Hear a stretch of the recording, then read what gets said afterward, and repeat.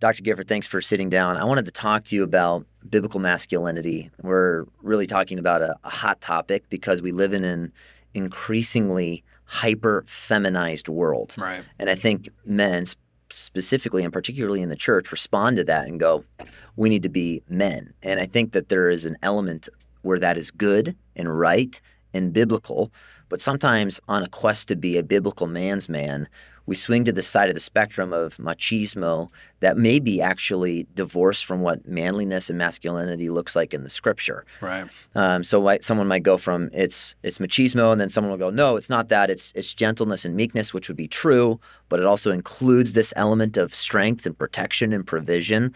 And it almost appears at times like our philosophy of manhood is a reaction against either the culture or what this church or group is doing. Right. And it seems to not have the appropriate balance. And I don't even necessarily, I'm not fond of the word balance because it sometimes feels synonymous with compromise. Right. But there is a reality where it's strength under control. Talk to us just about biblical masculinity. What are some habits that men should implement where they could be a godly man? If I'm a woman, which I'm not, but what should they be looking for in just the habits of a man that, hey, this is a guy that could lead my family, things like that? Yeah, so I'll start with the first one. So let's start with the idea of godly masculinity. Because I think if you paint that picture, that is what a lady wants in the end. She wants a godly man, and I'm open to critique, but every time I say that, I say, ladies, I think you want a godly man. And I've yet to have a lady come up and say, Dr. Gifford, I don't. Like, I want a macho, I want the over-machoized, over-masculinized. I want this kind of like brutish man. Or I want this effeminate man. I want this man that just lacks leadership. And yeah. So I think that's what the lady wants in the end. But let's talk about the portrait itself. It seems that there's a few things that we have to wrestle with that we haven't always given careful place to. I've been surprised how much this is a popular topic because it just always seems straightforward to me. It's pretty black and white. Yeah, it was just like, seems like a man does these things and doesn't do these things. And so what I tried to do on Transformed is I tried to work through with Which is your podcast for people that don't know, Yeah, so Transformed. And I did like this 7-part series on masculinity, and I was trying to help people see what makes you a man and not a woman. And that's the Piperism. The Piper quote is which is like a fighting topic, totally. Which is crazy, But I'll hear it described like this, like a man is patient. It's like, well, a woman's patient. Like, what is that? That's the fruit of the spirit. Yeah, bro. Like, what are we talking about here? So some of those things, it was just like, I don't know if you've really answered the question. Sure. What is a character trait of a man and not so if a woman did not have that, it's okay in her sanctification. But if a man did not have that, then that's going to be a significant problem. And that's where I think you start to distill down. If you can begin to just ask, if a woman didn't do it, she would still be honoring to the Lord. In all fairness, if she didn't do that thing, she would still be honoring to the Lord. I think you're now getting at the character traits of the distinction. Yes. Yeah. The distinction. So, all right. So there's a couple of things you got to acknowledge. Biology. I mean, like, short of being ignorant to a certain degree, like our biology informs masculinity to include things like physical strength. Physically we are stronger, primarily not because we work out more, but just because the Lord has built us differently muscularly. Sure. And so just include biology as part of masculinity. You use your biology to inform the expression of your masculinity. Moving day. Yeah. Who are you calling on moving day? Dudes. The dudes. Yeah. Can a lady move boxes and couches? Absolutely, she can. More power to her if she wants to. Yeah. But everyone, this is common knowledge. Everyone knows that the physical strength of a man is greater than that of a woman, which is why the whole the dudes competing in women's sports stuff is insane. It's so touchy right now because even an unbeliever knows there's a physical advantage. Yeah. Okay, so you got your biology, but then you also have these weird cultural expectations. Mm-hmm. If you're not careful, I think you can actually ignore what a North American culture expects of a man. Yeah. What do I mean by that? I mean, technically I could be here right now dressed like someone from Afghanistan, kind of a long robe, And you'd be thinking like, hey, Greg, what's the matter with you? And I'm like, Johnny, this is acceptable masculinity in Afghanistan. And you need to learn to deal with it. Like, think of our Hudson Taylor or China. Like, that was a lot of henna tattoos. I'm not going to show you my hands right now. But there are things where it's like you have to accept some of the way the culture expects a man to act. Yeah. And that's parenting in a nutshell. To a certain degree, it's like, why do I say no Barbie? Well, it's not the plastic fibers are going to infect you and somehow that's sinful. It's, well, that typically corresponds to being a female in our culture, boys, so that's why you don't play with Barbies. Now, how do you know when you say culture's wrong and I reject it? It's when the culture goes against your biology and against the Bible. Yeah. So if culture says I need to have laser hair removal to be a man, I say, thank you, but no thank you. Yeah. I ain't doing it. So I think that's like, I think something, what you're saying is really helpful. There is a level where everyone casts everything as a subjective opinion. So my son likes Barbies. Like, what's the big idea? It's plastic. What's the difference between a soldier and a, American Girl doll? Well, you would say a lot because it corresponds to what's culturally identifiable with either masculinity or femininity. That's right. And you're maybe allowing for him to be desensitized to the distinction in those roles. And I think even in the realm of parenting, that's really important. So you talked about first our biology, right? Then just the cultural expectation. I think it's true. Like sometimes people are like, yeah, well, this is what they wear over there. And you're like, well, over here, we wear pants and a t-shirt. Right. We don't wear dresses. Just like people have used the argument with like William Wallace was the manliest man in the world and he wore a kilt. What's to prevent guys from wearing a skirt? And you're like, well, first of all, we're not 500 years ago. Yeah, is every man wearing a skirt right now? No one's wearing a skirt. And I don't see any bagpipes. So I think that idea is really helpful. Like there's a cultural expectation. Right. And that cultural expectation is morphing though. So then even like when you go, well, 30 years ago would have been a guy can't wear this. But now guys wear black earrings and paint their fingernails. Right. So how do you tell a 21-year-old, because that's a new thing, guys paint their nails black. Yeah. It's cool. Well, I would say historically that has been identified with females. They paint their nails. Dudes do not paint their nails. Right. But then they would say, well, that's just a cultural argument. That was the cultural thing back then. That's morphed. How do you even go, well, understand this from a historical perspective? How would you respond to that rebuttal? Yeah, I think some of those are easy rebuttals. The same thing I would say about wearing a dress or the same thing about wearing makeup. I mean, there are certain things where you say the better part of wisdom is not to miscommunicate the nature of who you are. Yeah. So am I going to say you're an absolute sin for painting your nails? I'm not going to say that. But I am going to say that you're miscommunicating masculinity in that way. Why? Because you cultivate masculinity or you cultivate femininity in another sense. Yeah, sliding or climbing, or like one way or the other. Yes. So are you an absolute sin? No, but you're miscommunicating the fact that you're a male. Yeah. By doing certain things that correspond to a female. Okay. So no, I'd agree. And so 1, biology, 2, cultural expectation.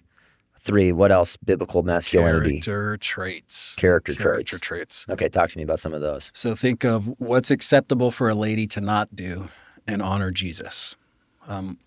When we're told, 1 Corinthians 16:13, act like men, that is a call for courage, boldness. If a man is a coward, that's actually unmanly and unchristlike for him. Easy example, we're both married, middle of the night. We hear that crash, that noise in the house. Usually for us, it's like a picture fell. Yeah. And my wife's like, hey, babe, I just heard something. I'm like, what? It literally is all the pictures. Where? Can you go see what that was? And I'm like, actually, no, I'm kind of scared. Can you go check it out? Honey, please go check the door. She brings the whacker. Yeah. Are we safe? Yeah. Not only is that unmanly of me, but it's actually going against godly character, which is courage. Yeah. So does that mean that you can't be fearful as a man? It doesn't mean you can't be fearful. It just means that you're not going to be fear-driven. You are bold and courageous, knowing that God is with you. Yeah. An easy example is courage, first character trait. I think the next one is the idea of purity. Yeah. There are certain things, 1 Timothy 5, verse 2, treat the older ladies as moms, the younger women as sisters in all purity. Yeah. So what does that mean? The way you relate to a woman should be in purity. You are relating to her as a sister or a mom with all purity. Yeah. Now, what does that mean? It's unmanly to be impure towards women. Yeah. That's unmanly, but it's also unchristlike. Yeah. And in that way, there are things that I can say to a brother that I cannot say to a sister. There are things that sisters can say to sisters in Christ, brothers in Christ.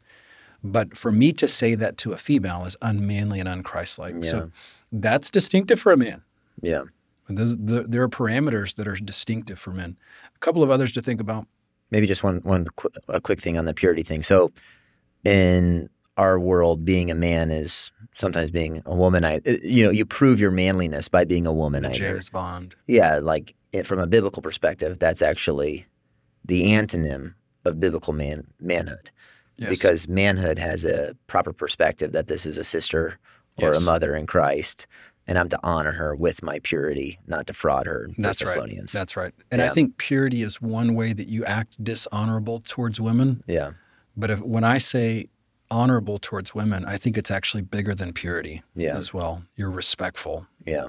Chivalrous. You use your strength to protect women, not just your wife and sister or daughter, but that you're actually using your strength to care for women that are not related to you. There are certain aspects of what it looks like to be a man and using your character, your physiology to care for women, even if you're not married to them or related to them. Yeah. Being honorable towards a woman. Okay, so you mentioned courage, purity. What else? Yeah, purity. I would add initiative to this. And in fact, I think passivity is part of what Adam is confronted for in Genesis 3. You listen because you listen to the voice of your wife. What's the breakdown there? Well, it's not that men should begin to ignore their wives. Like, oh, that's the key takeaway. It's that Adam failed to take the initiative to be a godly leader. Yeah. That's right. So passivity is unmanly. Yeah. Just straight up, it's unmanly. I actually think it's okay for a lady to demonstrate that she's not going to be the one to take initiative. She's not going to be the one to step up and be the leader of her home. Like, she is waiting on her husband to do those things. So that is a distinction. Like, a lady can wait and not be the one to take initiative, but the man needs to take initiative, and he needs to understand that in family, in church, there are certain places where he is the only one that can fulfill that role, so to speak. So what does it mean to be manly? Well, a characteristic of a godly man is that he takes initiative. No one has to micromanage him. No one has to tell him how to run his own life. He owns his own life. He eats his own bread, 2 Thessalonians 3. Like, he's got this mentality of, I am not going to be told what to do, in the sense of, I'm not going to be micromanaged, but I'm going to have someone to spur me on everything in life. Yeah. No, totally. Like, you shouldn't have to come to me and tell me how to run my life and do basic things. I'm taking initiative to take care of those things. That's so helpful. I remember my dad always used to, even ever since I was a boy, he would always tell me, never let the grass grow under your feet, John. The way you parent a son is different than the way he parented his 5 daughters. But the main thing, I would say the main thing outside of love the word of God was take initiative, take initiative. Yeah. And I think I watched so many guys kind of waiting for something to happen. But that is a huge distinction between a man and a woman. There's an acceptability of the passivity in a woman. It's actually sometimes healthy, to your point. She's not trying to take his spot, or she's doing her best to know her role and what's not her role and what's his role. Yeah, that's helpful. Any others you said just in that character realm? Yeah, I would include gentleness, because I actually see that Ephesians 6 talks about not provoking your children to anger, or Colossians 3 talks about not being harsh towards your wife. So why not front load gentleness? Well, I think the scripture includes it, but I think some of the most basic things are the 1 Corinthians 16:13, which say, be courageous, act like men, be courageous. But yet a man that starts to over-machoize things can become a harsh man, which is why fathers are told not to exasperate their kids or be harsh with their wives. Yeah. So what do I mean by that? Well, if you want to choose like a synonym for not being harsh, that's what I'm calling gentleness. So does that mean a lady can be harsh? No, that's not what I'm arguing. I'm saying there are specific commands to men to not provoke their children or not be harsh toward their wife that are not given to women. So what are we calling that? That's gentleness, that he's even-keeled, he's meek, he's kind of mild-tempered. Part of it's just godliness, right? Like, that's the fruit of the Spirit. Encourages other people. He's patient with other people, desires to build them up and edify them. He's not using, crass, harsh, or crude or rude language. Yeah, I think sometimes people... But guys don't always get that. Yeah. They often get to like this, look out there, little lady, like, let me get that for gruff. you. Yeah. And it just comes off as gruff and harsh. And it's like, hey, you're unmanly right now because you're actually you're undermining the very character that God's called you to pursue. Yeah, and part of that is like obviously having like a sacrificial attitude, and part of that even goes along with the courage thing. Like, in order to be courageous in a lot of those different realms, you have to be others-minded. Yep. And being others-minded necessitates that you have a love for other people, which hopefully produces as a catalyst to gentleness towards them. And I do think even what you said about not front-loading is important, because a lot of people spectrum swing in their theology and philosophy. Oh, this is the gruff guys. I don't want to be the gruff guys. I don't want to be them. So manliness is gentleness and meekness, which is true. And you put it forth out of, not necessarily because it's peripheral, but because there are certain things that maybe you should have fundamentally. Right. And you could say that it should be, the first one you said again was courageous. So your biology. Oh, yeah. Then you said that there is an element of cultural expectation. Then you mentioned those character traits of purity and courage. Right. And then you could say just on top of that, and there's a godliness, Christ-likeness.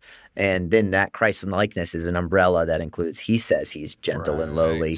Right. And then people will say, if you told them, well, Jesus is lowly and gentle, they'll say, well, he also drove the animals out of the temple. And so there is a level where, well, yeah, exactly. Yes. There's a both and. Yes. And I think sometimes people are like, my Jesus, my manhood is the drive the animals out of the temple, Jesus. And then my Jesus is let the little children come. Yes. And they miss that there's a full-orbed character of God there that should be our model for manliness. Yes, that's right. That's right. Because if you overemphasize the courage, I think you're over-machoizing certain things, and everybody's driving a truck and hunting, and it's just like, okay, that's cool for some guys, but not every guy has to do that. Yeah, you're a Mustang guy. It's got to be a Mustang or a Harley, honestly, or you're not manly. But then the other side is, but if I lead with gentleness, then the gentle guy needs to be courageous. And there may be the naturally meek Mr. Rogers type that actually needs to step his game up a little bit and be a little bit more proactive and being honorable to women, or using his strength to care for them and being courageous simultaneously. So imagine this comes full circle now, because think, you brought up the idea of ladies and how this benefits ladies. Imagine a godly man that is exhibiting these things. A lady gladly and freely and joyfully wants to be a part of that. Yeah. It's not a chore to have to maybe biblically submit to a guy that's a godly, courageous, gentle leader. That's not a hard thing to sign up for in that regard. That's so important. I think, even part of the local church is, I think there are different guys that maybe have, rub off on you in certain ways and go, man, that guy is gentle and meek in his character. And maybe this guy, let's say I'm a guy and I struggle with that courage part and I am passive.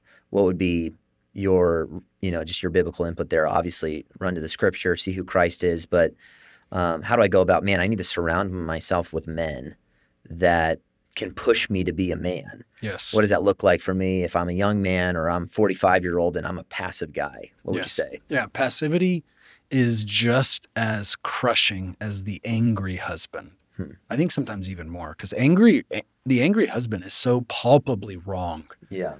But the passive guy is just Mr. Vanilla. Yeah. And he just never does. He never rises up. Like, he never helps. He's always got to be asked. Yeah. The kids are yelling at mom and he doesn't intervene. We need more money. Just pilot the situation. It's just kind of like he's just there. And most of the time he's not a bad guy. He's just very passive in that way. What he's got to see is that his sin is just as taxing as if he were explosively angry. Him being passive is destructive. And it's important to see it as a sin. I think, I think most people would go, are you serious? A sin? Just maybe continue to harp Genesis 3, like go read Genesis 3. That's what the Lord tells to Adam, because you listen to the voice of your wife. Because he was passive, he then failed And transgression, Romans 5, enters in through one man. So this mentality you have to see as being dangerous. Yeah. The passive guy who's a passive single guy will be a passive married guy. So boom roasted. Yeah. I mean, you just think about true, like if you're 25 and you're just kind of like putzing along through life and you're working part-time at GameStop and there's not a whole lot going on. That's still kind of the appropriate cultural analogy. It usually resonates. Yeah. Last time I was at GameStop last time with one of my sons. I was like, yep, still. I didn't even know that was still around. Fits. So yeah, because there'll be passive single guys, will be passive husbands. Okay, so who are passive fathers who then just start to frustrate everybody in the process. Let's say you're a father talking to your daughter. She's interested in a guy. I mean, for me, that would be one of my first questions. Yes. I use the language. Is he a go-getter? Does he get after it? Yeah. Does he take initiative? Because to your point, it's more dangerous than a guy that has explosive anger issues and has more damage. So yeah, what does that guy do? Or what does this young man who's single or this married man that's looking at his 3 kids, nagging his wife, and he's just got a default position of passivity? What does he go do? Yeah, these guys need to learn what to do if they don't know what to do. Yeah. Like fill in the ignorance with biblical knowledge and then do it. Yeah. So just do it. Yeah. Yeah, there's a certain sense in which maybe you don't know how to be a parent and you got to learn that skill. Totally. I'm open to that. So you use the authoritative word of God to fill in what's lacking in your understanding. And then you have to say, to him that knows to do the right thing and doesn't do it, to him it's in like, I know what I should be doing. I need to do it now. That's going to be the biggest difference. So skills, learn the skills, learn the listening skill, learn the parenting skill, learn the conflict resolution skill, learn those things you may not know. But then you need to implement, because if you don't, you can learn all of this truth from the scripture and vex your family even more, frustrate the people that are around you even more. Implementation, being a hearer and a doer of the word. So if that guy is hearing this right now, there has to be kind of this shock into action. You're going to frustrate those that are around you. You're going to damage things that really matter if you don't learn what God's word says and then implement and obey what it's calling you to do, whether you feel like it or not, doing what God's word's calling you to do. That's so helpful. And I think even rooting in all these things and even what you're saying, this is a scriptural command. Act like a man. And so understanding even our vulnerabilities and our dispositional tendencies are so important. So, Greg, thanks for just your input and regarding one, that there is a biological component, there's a cultural expectation, then there's a character, kind of a principle set, that we're to be courageous and pure, that we're to take initiative, and we're to be gentle, appropriately gentle. And so I think all these things are important. My prayer for my own life is that I'd be a godly man. I always pray, Lord, help me to be a godly man, because I think there is a distinction between what godliness looks like for my wife and what godliness looks like for me. Yeah. And so I think even the way that you've set up that distinction is so helpful. So thank you for your time and your input in this regard. Thanks for having me. Absolutely.